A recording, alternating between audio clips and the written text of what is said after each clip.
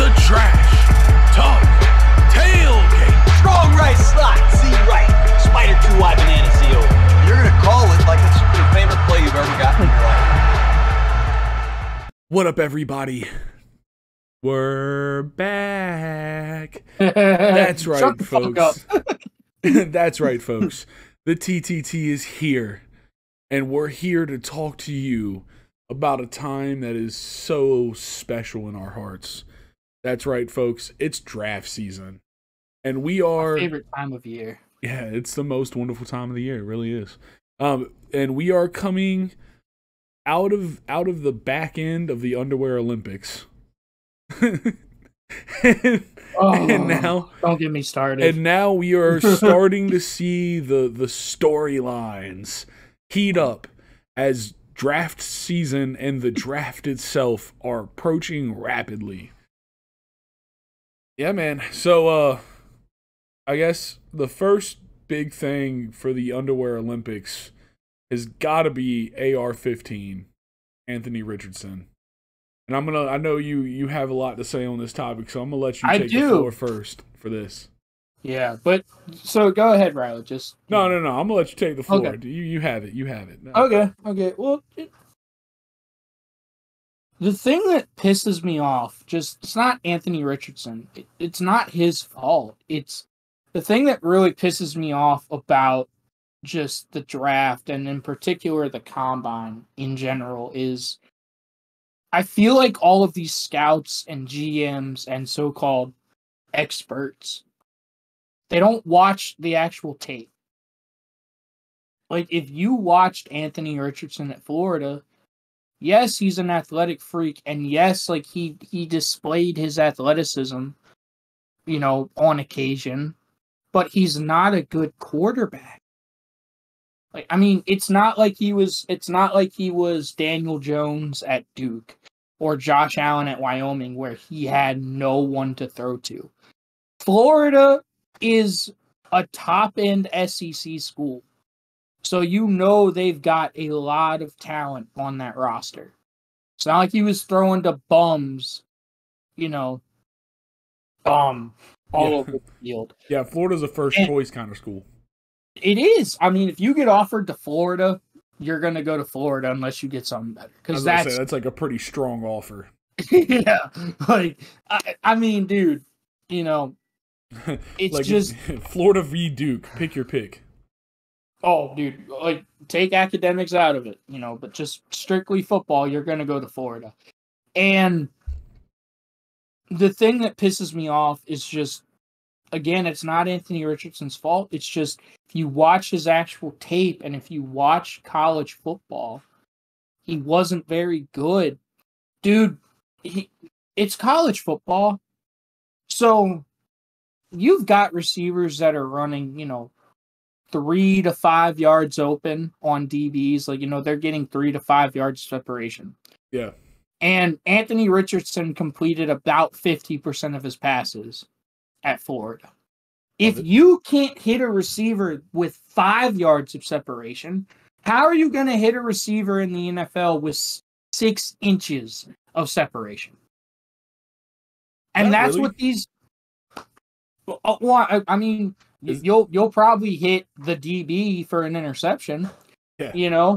I mean, you'll technically be completing passes, but the thing that just really pisses me off is just I feel like all of that gets lost. Like, oh, well, yeah, his tape isn't that good, but look what he does in shorts with no one pressuring him, with routes on air. Look at what he does. Look at the way he runs, though. God damn. Dude, people were fawning over his, vertical jump. When is a quarterback ever going to have to jump vertically? Hey, man, Daniel Jones hurdles people. God, I don't... And, it's not his fault. Like, it's... The process is flawed. And every single year, these NFL teams, they watch the tape, or they say that they do. You think they watch tapes and CDs?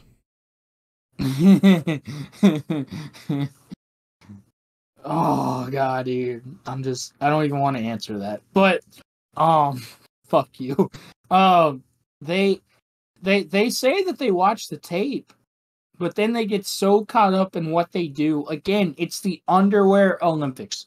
Riley, that description is perfect. What you called it is perfect because it's underwear. They're not in pads. They're not even in helmets. Yeah. They're throwing to receivers on air. And yes, the 40-yard dash is impressive, but you've got to be able to throw the football. And I always thought it was crazy that they didn't do the fucking drills in fucking helmets. Yeah, I don't know. I mean, it's probably more of a liability issue because they're like, you know. What the fuck do you mean? They're wearing a helmet when they're not even having contact. I don't understand that as fucking liability. Yeah, I don't know. I mean, like they should be the quarterbacks and the wide receivers should be running routes and throwing the balls with the fucking helmet on. So at least it's more accurate than no helmet. That's just one of my questions. It's true. I don't know why they do that, but who knows? I just, you know, yeah, the 40 is great and everything, but I just feel like a lot of these teams, they always make the same mistakes, and they watch the tape, and then they get so caught up in the combine. The combine shouldn't be used as the measurement for how a player will do. The combine, and this is how I would use it, but what do I know? I'm just a D1 football coach. Yeah, it's D1, whatever. Not NFL, so obviously your opinion doesn't matter. That's true. But, I mean, how I would use it, and this is how I've always said it, and I will die on this hill. You have to use the combine to kind of, you know... You got to use the combine to farm your picks. No. You've got to use the combine as basically like I don't know what the word is. You've got to use the combine to basically, you know, double check. You know, like you base everything off the tape, and you're like, okay, this edge rusher, he looks really explosive. Oh, he's got an explosive 3-cone. He ran a 4.8 40. He ran a 4.7 40. Whatever it is, he's explosive. Yeah, so, I mean, I feel that. It's basically to confirm what you see on tape. That's the word for it. Exactly. You're using it to confirm what you see on tape. Like, oh, he looks really explosive, and then he runs, you know, like a 5.3 or whatever. You're like, oh shit, we need to go back and we need to look. We need to double check his tape to see what we're missing. Like, if they don't match up, then you have a disconnect and it's a problem. But you can't just throw out the tape and base everything on something that's not football. Yeah. Can the guy play football? That's all I give a shit about. Like, I mean, the Jets did this with Zach Wilson a few years ago. Zach Wilson, you know, he had a very similar completion percentage to Anthony Richardson, and he played at BYU. He didn't play the toughest competition. Hey, Coach from Carolina's a pretty good team. I mean, dude, and, you know, he like, I will forever remember Zach Wilson for his pro day, where he rolled out to his left, and he threw it 70 yards, like, over his right shoulder. Like, and it was a beautiful ball. Yeah. But it's like, first of all, when are you ever going to have to make that throw in the NFL? Almost never. And all these NFL scouts and GMs were like, oh my God, he's the guy. Like, dude, do you remember? It was like in January of that year when the Jets were just like, oh, we're going to take Zach Wilson. And it was like they did no homework on it. Do you remember that? Yeah, seriously. Trust me. Fucking, yeah. It's the like, Mormon, oh, well, there's Trevor Lawrence. And then the Jets are like, no, fuck that. Zach Wilson. Like, yes, he's got Mahomes potential. But potential doesn't do shit, dude. If your floor isn't even a backup quarterback in the NFL, why the hell would I draft you? You know what I mean? Yep. Like, I just don't get it, dude. And again, the Jets, they based everything off of the combine and what he did at his pro day in underwear, in shorts and a t-shirt. They completely disregarded the tape. If you watch his tape, Yeah, guess what? A fucking wide open fullback on a flat route. Zach Wilson missed him by 5 yards. Sound familiar, Jets fans? Sound like I'm some sorry, shit you've dude. seen before? Yeah. It's like, oh, Honestly, I well, think we can develop him. It's like, maybe. But, dude, in my experience, there's only been one quarterback to drastically improve his accuracy and completion percentage from college to the NFL. And that's Josh Allen. That's it. That's it, dude. And not Andrew I Luck. mean, granted, you know, if you give him Stephon Diggs, that's definitely going to help. Cheat code. The reality is, if in college the windows are a lot more, the windows are a lot bigger in college, like the throwing windows and you know the where you can place the football. In the NFL, dude, that window's like this, and it closes quick. It closes in a split second, you know? Yeah. So if you can't complete at least 60% of your passes in college, and you're damn near under 50 in college, even, why do teams think that they will just suddenly improve when the competition is a lot more difficult? I don't get it. I really don't get it. And again, it's not Anthony Richardson's fault. But I mean, dude, if you go back and just look at history, I mean, dude, there are so many quarterbacks where they're like, oh, they're a quote-unquote project, and none of them panned out. Except for Josh Allen, but I already said Josh Allen. You look at Jamarcus Russell, pro day, fucking... People said he had the best pro day ever. Look where that got the Raiders. Deshaun Kaiser. Carson Wentz even. Carson Wentz didn't have a lot of tape at North Dakota State. Look where that got him. I mean, fucking... Who am I missing? I know I'm missing a lot of them. Fucking... You know, yeah, fucking, you know. I remember him. Yeah. Dude, my mind is blanking. No, you got your point across. I think everybody gets it. You're good. You know, big quarterbacks who are quote unquote raw and can't fucking complete a fucking 5-yard out route to a guy who's wide open by 4 yards or whatever. I'm sorry, but no, like, because Riley, do you know what quarterback is in the NFL? Now again, I'm just a D1 football coach, but I actually played the position. I know this. Yeah, he played that position 4 inches shorter than he should have. Shut the fuck up. Piss me off. No. What's the quarterback? What's the quarterback in the NFL, Preston? Quarterback. I can sum up playing quarterback in the NFL like this. Playing quarterback in the NFL is all about getting the ball out on time and on target. Mm-hmm. Am I wrong? Yeah, no, that's pretty fair. Yeah, and, you know, it helps if, you know, you're mobile and, you know, you can move around and stuff. But at the end of the day, it's about getting the ball out on time and on target. Anthony Richardson can do neither of those. And he couldn't do it at Florida with, you know, SEC caliber talent all around him. And again, it's not Anthony Richardson's fault. It's just these teams and these GMs and these scouts, they never learn. They never fucking learn.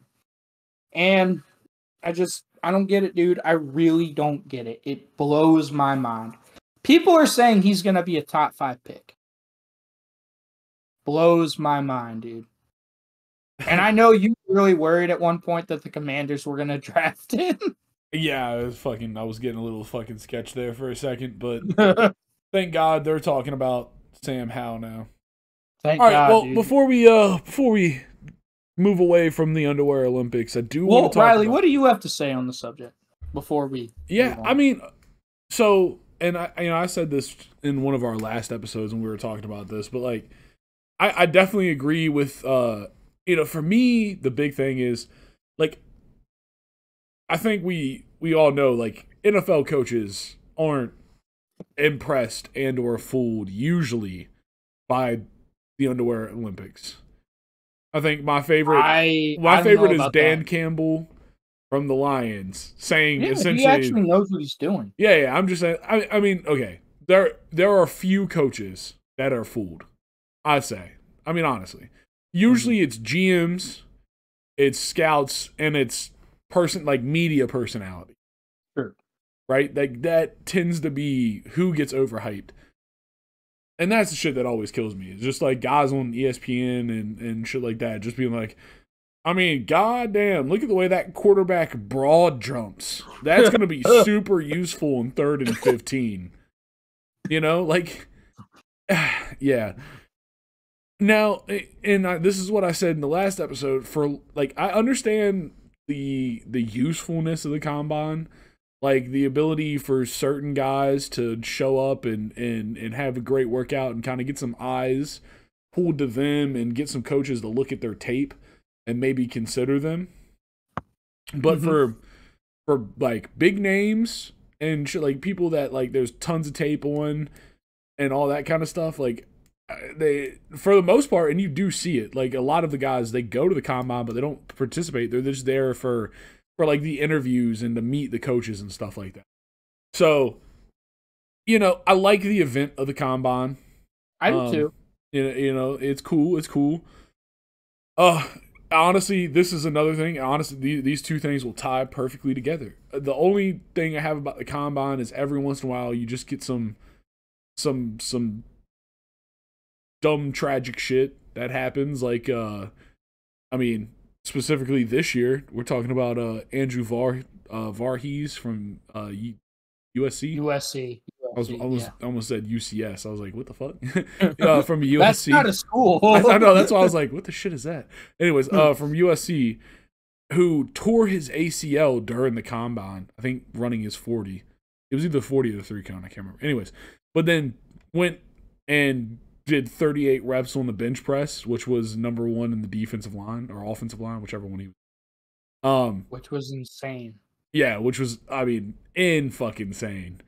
And dude, like NFL scouts and GMs, they're gonna fucking love that shit. Yeah, that's grit. That's tenacity. Yeah, dude. He's gonna go higher in the draft probably because of that. Like, barring he makes a full recovery. Yeah, of course. So, you know, that's my thing. I mean, anytime you're doing athletic, explosive activity, you take a chance and a risk on some shit like a torn ACL. It's just the nature of the beast. I understand, yada, yada, yada. But, you know, for the most part, I like the event of the combine. I just wish, I don't know. I think it's something that the public shouldn't get to see. What do you mean? Like, I think it should be like a closed event for NFL coaches and shit. Well, I mean, I'm just saying you have because to have the thing is, like, you know, you're saying it shouldn't even be televised. Yeah, like, okay, because it just makes it now it becomes a spectacle, and I think it's the spectacle, because it's now a spectacle, is the reason that we get the overhype, is the reason that we get all of, like, not all of it, but a lot of the negative stuff that we talk about. Like, it's the public eye being drawn to, like, especially, you know, like running the 40, dude. Everybody fucking loves talking about people running the 40.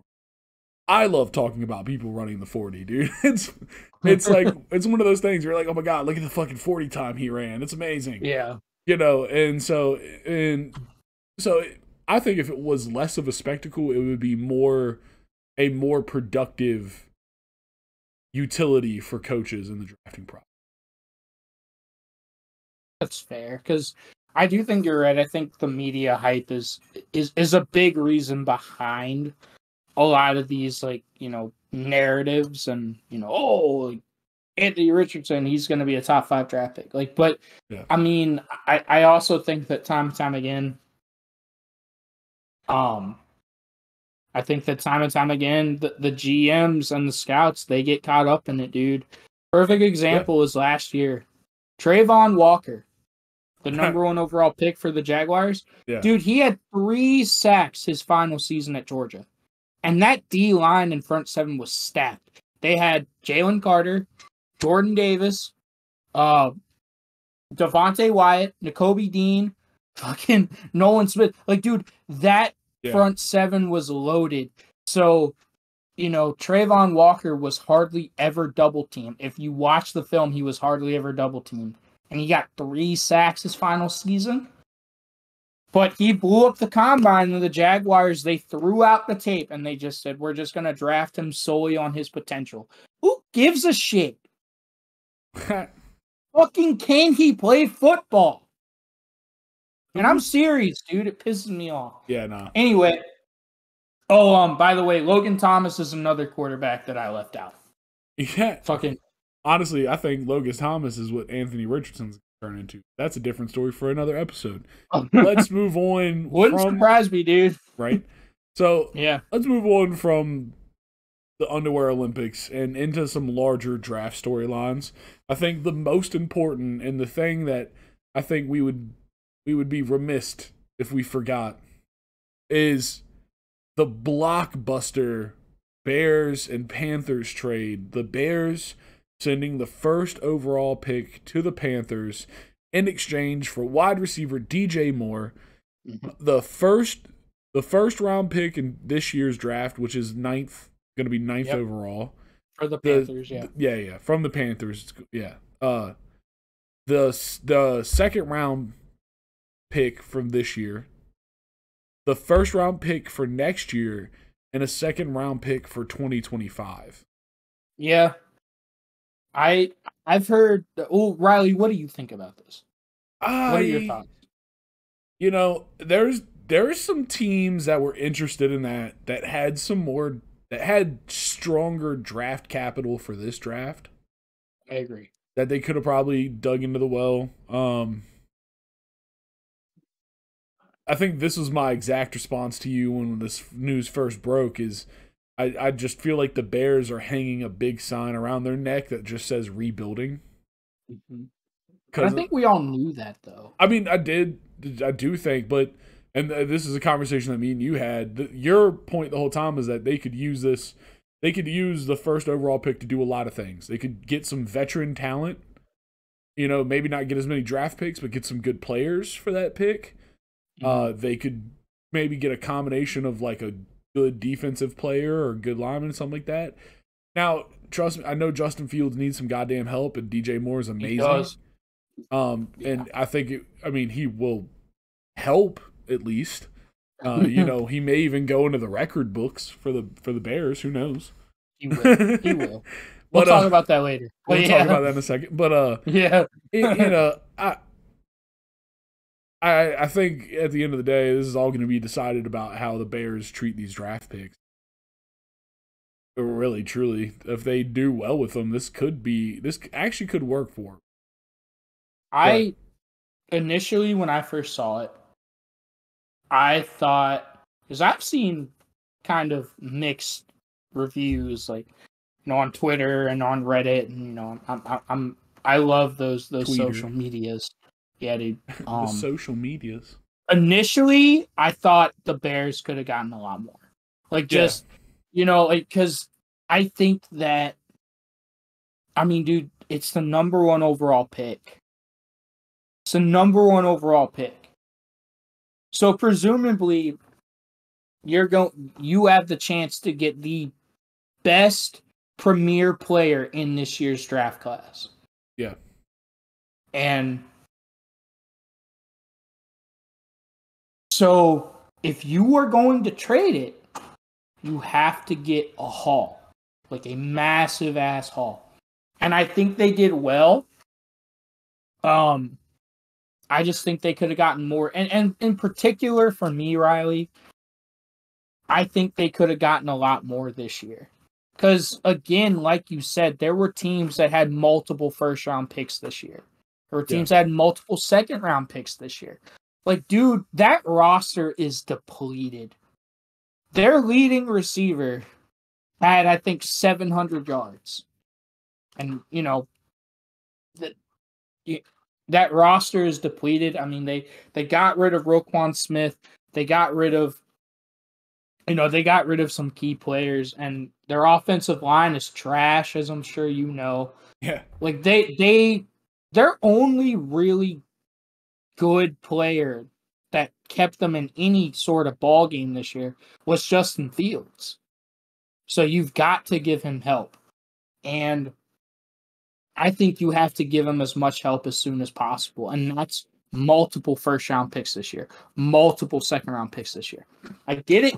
DJ Moore is huge. Like, the fact that they were able to get DJ Moore from the Panthers is huge, but I still think that they could have gotten more, a little bit more.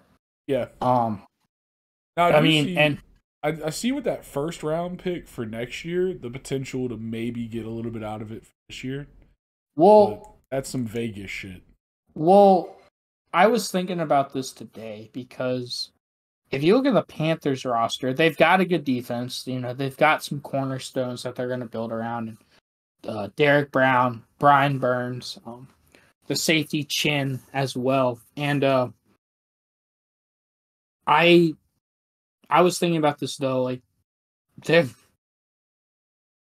leading receiver now that DJ Moore is gone, is Terrace Marshall Jr. No, not a lot of people know who he is. I'm sure Panthers fans know who he is, but you know he's a decent player. He's not a a game changer, if you will. But I was thinking about this. So the Panthers are presumably trading up to take a quarterback. Who they're gonna take, I don't know. If they take Anthony Richardson, I don't know what I'm gonna do. But so they're going to have a quarterback, but they're not going to have any weapons for him to throw to. And, they're also a team that's completely rebuilding. They're essentially restarting the clock with a quarterback on his rookie deal. But the thing that will help the Bears is the Panthers could potentially have the number 1 overall pick next year.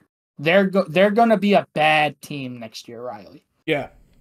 So, I mean, and I was thinking about this today, if the Bears have the number 1 overall pick next year as well, because the Panthers are the worst team in the league, they could do a lot with that as well. They could, they could trade out of it again. I mean, they could take the best player available, but presumably they're not going to need a quarterback because they're going to give Justin Fields help. Yeah. And I think Justin Fields is legit. I think he is the real deal. Yeah. But dude, it's a blockbuster trade. I'm just shocked I'm honestly shocked that the Panthers were the team. A lot of people were saying the Colts. Yeah. No, it's big. And I'm gonna let you go in a second. But just speaking of the Colts, dude, the Colts got absolutely shafted by this trade. Because you have to think the Panthers are going to take a quarterback at number 1. You assume the Texans will take a quarterback at 2. I don't think the Cardinals will take a quarterback. So the Colts, at best, are going to have the 3rd best quarterback at 4th overall. So the Colts kind of got shafted on this one. Also, you want to hear a fun fact, Riley? All right, what you got? When I saw this, it blew my mind. DJ Moore has 5,201 career yards receiving. Okay. That would be first all time for the Bears in terms of receiving yards. His 364 career receptions would be 3rd all time for the Bears receiving core. Or for the Bears all-time leading receivers. The Bears' all-time leading receivers, the top 2 are both running backs. That's how depleted their all-time receivers have been. They're Walter Payton and Matt Forte. It's wild, dude. So, the Bears, they desperately needed a game-changing, game-breaking receiver like DJ Moore. I like the fact they were able to get him. Again, I just think they could have gotten a little bit more. So that's kind of how I feel about it. Yeah. Yeah, no, that's big. Oh, the thing I wanted to say was, honestly, there's a real chance the Bears end up with, like, the 1st and 2nd pick next year. How crazy would that fucking be? Because, I mean, the Bears need a lot of work to make themselves good as well. Mm-hmm. Like, there's a strong chance that both those teams end up sucking big old bally balls next year. So, Like, that'd be fucking hilarious. Just both teams just absolutely fucked. I think the Bears end up with 1 and 2. Yeah. How would they end up with 1 and 2? Because they still have their draft pick. Their true, first round draft pick next year. True. That's true. You're right. You're right. So if they suck and if the Panthers suck, they could literally end up with the first and second pick overall. That's insane. Like that is a actual potential for them. Yeah, that's true. Now that's some Madden shit. That is some Madden shit. Yeah, man. So speaking of trades in the NFL, the other big blockbuster trade that hit recently. It happened today. Fair, yeah. Real recently. Happened today. Happened like 6 hours ago. The Rams trading Jalen Ramsey to the Dolphins in exchange for a 3rd round pick for this year's draft and tight end Hunter Long. You go, Riley. I talked enough. I mean, don't really know what the fuck the Rams are doing. Dude, neither do I. Jalen, if I was Jalen Ramsey, I'm a little bit disrespected. Only a 3rd round pick and Hunter fucking Long. Yeah. Hunter, who the fuck Long? The Rams undersold Jalen Ramsey, which is some dumb shit for sure. And dude, you could have gotten a 1st round because remember they don't have 1st round draft picks because they've traded them all away. Yeah, they don't have 1st round draft picks. So I don't like. Dude, the Rams are in a weird. What were you saying? I just don't fucking whatever. They are in a weird just whole mode. Because they've said they're not gonna tear it all down. I mean, dude, they got a Super Bowl. That's what every team wants. They went all in for a Super Bowl, and it panned out for them. They got Jalen Ramsey. They got Odell. They traded for Matthew Stafford. They went all in. They went balls deep for that Super Bowl. Dude, balls deep. And it paid off, and now all of those players are starting to age. Matthew Stafford was hurt last year. So they're kind of in a weird spot where they're gonna have to tear it all down eventually. It's just, do they want to just, basically just do it this year? I guess I don't understand it because they said we're still trying to compete. We're not trying to tear it all down this year, but then you trade away arguably your best player. Yeah, I mean, it's a hard argument to say someone is better than him. He's one of the best players in the league. Yeah, they've got Aaron Donald, but you trade away one of the best corners in football for a 3rd round pick? Are you serious? Yeah. I don't get what the Rams are doing. It makes no sense to me. The NFC West is just kind of weird right now, dude, because the Cardinals, they're going to be horrible this year. The Rams aren't going to be good. The Seahawks, we'll see what they do with Geno, and then the 49ers, they don't have a quarterback. I mean, honestly, about the Cardinals, I mean, this year's Call of Duty kind of sucks. So I think the Cardinals have a better chance of being good than the past couple of years. Oh, no.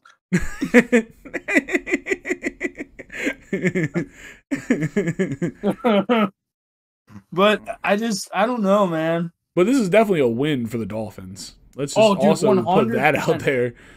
The Dolphins you getting could argue stacked. the Dolphins now have the best defensive backfield in the NFL because you've got Jalen Ramsey and Xavier Howard. Holy shit, dude. Yeah, man. That Miami just became an island. Got 2 islands. Oh, the whole thing, dude. The whole thing. It's wild. Dude, I mean, but it shows me that the Dolphins, they're going all in, dude. Yeah, they want it. Yeah. I mean, they traded for Tyreek Hill. Mikey McBees. He's hungry. I mean, we just gotta hope that, it's not cold in December. Or it's not cold not cold enough. All right, man. The next big thing is Derek Carr to the Saints. I don't get this. And Riley, do you want to go or should I go? You go. I don't get this. I don't understand it. To me, the best fit for Derek Carr, and there was no question in my mind what the best fit was. It's the Jets. Why you wouldn't go to the Jets blows my mind. Really? Yes. You don't get why someone would not want to go to the Jets? Well, dude, like, I get it historically why you wouldn't want to go to the Jets. But the Jets, besides whiffing on Zach Wilson, which that's a huge whiff, the Jets have put together a fucking squad, dude. Like, I mean, you've got Elijah Moore, Corey Davis. Garrett Wilson was the offensive rookie of the year at receiver. He had 1,000 yards receiving with Zach Wilson, Mike White, and Joe Flacco as his quarterbacks. That's a fucking miracle right there. It shows how good that kid is. Breece Hall probably would have been the offensive rookie of the year, their rookie running back last year, if he hadn't gotten hurt. Yeah. He was a fantasy savage too. He was, dude. But he got hurt about halfway through the year. Yeah. You've got Quinnen Williams, CJ Mosley, Sauce Gardner, defensive rookie of the year. Like, dude, they have a squad and they're young. They just need to get the quarterback right. So if you're Derek Carr, I mean, hell, dude, you've just got to not be Zach Wilson, and you're going to be a huge improvement for what the Jets have had. Yeah, it's fair. So to me, it was pretty obvious. And I mean, just the Saints, dude, like the Saints are in cap hell. They're not going to be able to do anything. Yeah, from a like financial and like GM standpoint, I don't see why Derek Carr to the Saints makes sense, but from a football cultural standpoint, I feel like Carr is a really good fit for the Saints. So the only thing that makes sense to me is that they're just hinging on him vibing really well with the team. Yeah. And I honestly, like, I definitely think the Jets, I'm with you agreeing that Derek Carr's best chance or like best opportunity probably was the Jets. But I'm pretty sure, like, I'm pretty confident the Jets are just sitting back and holding out for Captain Ayahuasca to come out of his hobbit hole and tell the world what he's going to do. Tell the world if he sees his shadow and if there's 6 more weeks of Aaron Rodgers playing in the NFL. But, dude, wouldn't it be the most Jets thing for the Jets to go all in on Aaron Rodgers and him then not he's play? Like, nah, I'm going to retire. I hope that's what happens. I'm just in the back of my head just gleeing like a child that's what happens. Yeah. Oh God, that's gonna be. But so dude, funny. like that's why you go after Derek Carr because he's a free agent. You don't have to trade anything. But they're the Jets. That's true. They can't do it right, which is why Derek Carr probably don't want to fuck with them in the first place. They have built a great team, but the best the Jets have ever done was with Mark Sanchez. Riley, I was thinking about this today, though. This is just a quick aside. So, Zach Wilson was in Trevor Lawrence's draft. Remember the Jets were supposed to have the number 1 overall pick, but they fucked it up because they're the Jets and they actually won a game that they weren't supposed to. So the Jaguars got the number 1 overall pick. Imagine Trevor Lawrence with that roster. Oh, dude. Yeah, right? Yeah. Like, that's a serious playoff contender and maybe even Super Bowl contender. Yeah, definitely. Honestly, him and Breece Hall, Breece Hall, Garrett Wilson. Yeah, dude. I mean, like, yeah, that's a fucking mean team. Oh my God, dude. But the Jets are the Jets, and they somehow found a way to fuck it up. Yeah, they did. The Texans too. I mean, the Texans are in pretty much the same kind of position. They fucking should have had the first round pick this year. Or the first overall pick this year. But they fucked it up and scored. And fucking won a game that they shouldn't have. Dude, Lovie Smith was... Because he knew he was fired. So he's just like, fuck it, I'm going to do the Bears a solid. The Bears organization carrying Lovie Smith into their front office. Just everybody just carrying him in. All right. Yeah, and I mean, while we're here, we might as well just mention Aaron Rodgers and talk about, he's gonna make a choice soon. He said that today on a podcast. That kind of broke, or a podcast that released today. That the decision is coming very soon. So I think in the next few days we'll find out what's going to happen with him and how he's going to handle the rest of his career, I guess you can say. And the rumor is that the deal for like the trade deal to send him to the Jets is essentially done, and it's only waiting his decision. That's kind of, from everything I've seen, that's the big rumor right now. Yeah. So we'll see what that turns out to be, and how that whole thing plays out. Excited for that. I guess.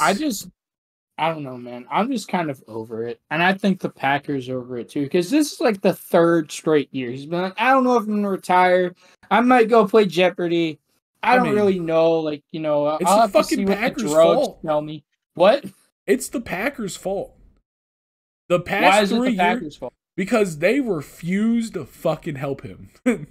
They left him high, dry, and without a goddamn hand to catch a ball.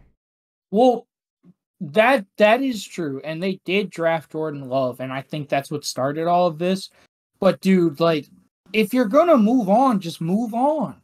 Don't drag the bitch out. Sometimes in the NFL with the contracts and all the way that the shit works out, it can be a gummy, unmovable machine to get some people, especially a superstar like Aaron Rodgers, who deservedly will get a pretty large contract, Mm. Like, the man's got championships, he's got a fucking playoff record, he is a legit quarterback and can really help a team.